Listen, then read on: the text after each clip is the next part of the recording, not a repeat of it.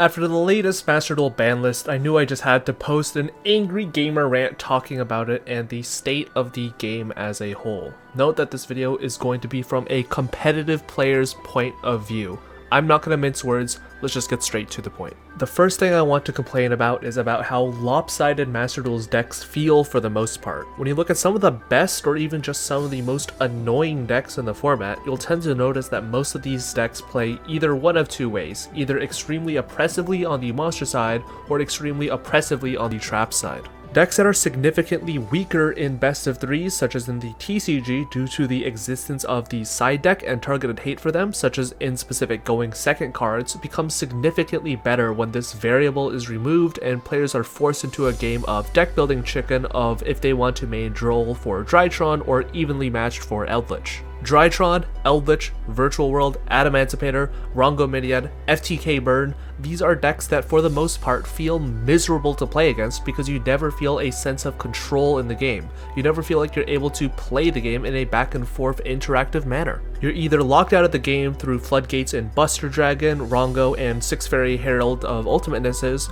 or you're getting skill drained or your life points drained by DYNAMITE. What's ironic is the fact that the best deck of the format, Zodiac Tri-Brigade, a deck that in the TCG had a sense of back and forth in its interaction, can feel just as unfun because of the current ban list / card pool, alongside being able to go both first and second very easily and do equally oppressive things, such as Apollo Revolt or 15 hand traps and a Zeus respectively.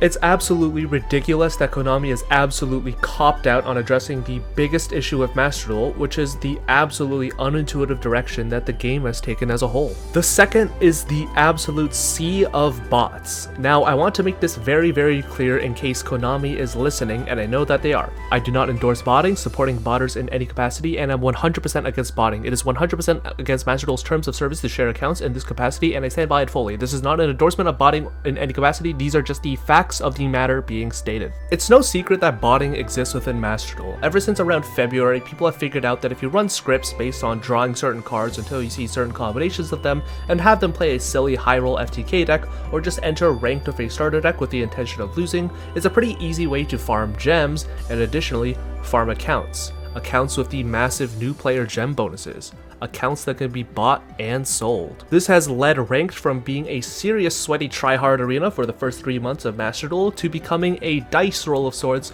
of playing either a real match of Yu-Gi-Oh, getting pseudo FTK'd by oppressive combo and floodgate decks, or literally FTK'd by a bot. Now, instead of dealing with the bots in some meaningful fashion by cracking down with anti-botting software like Valorant does, or by using the newest ban list to ban specific cards abused in these FTKs, cards such as Telekinetic Charging Cell or Banquet of Millions, Konami decided that the best course of action was to semi-limit DYNAMITE, a change that does next to nothing since it is still searchable off of Lilith, and called it a day. I would call it a massive oversight coming from Konami regarding the state of the game as a whole, but the fact that they hit DYNAMITE at all implies that they're aware of this deck and implies that their R&D team is so out of touch and inept that they seriously believe that this was a proper course of action. And third is this joke of a ban list as a whole. You cannot tell me in a million years that this ban list was not made with monetary incentive in mind. I don't think that it's a far stretch to say that the only cards Konami limited and semi-limited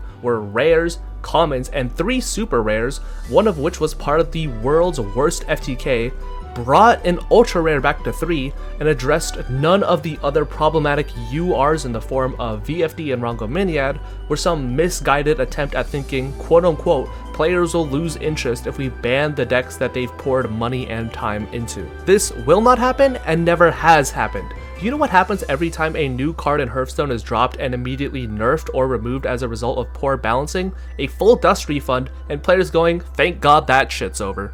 Nobody except a very small minority of people will complain, fuck Konami, they took away my VFD and Rongominiad and Ava.